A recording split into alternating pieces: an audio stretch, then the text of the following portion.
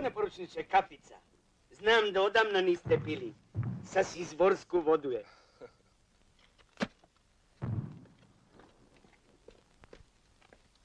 Šta bi s kartama, stari? A, ništa. Kome je sad do toga? Pa dobro, nađeš li šta u njima? A gdje da nađem, gospodine? I šta da nađem kad ništa i nema? Karta masna i muzgava. Šta da nađeš? Lažeš ljude. Lažem, dušo.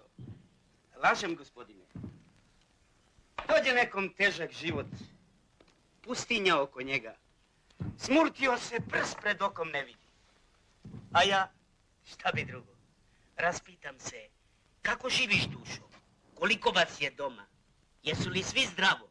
Pa mu sve to okrenem da ispadne dobro. Da. I onda? Pa kažem vam.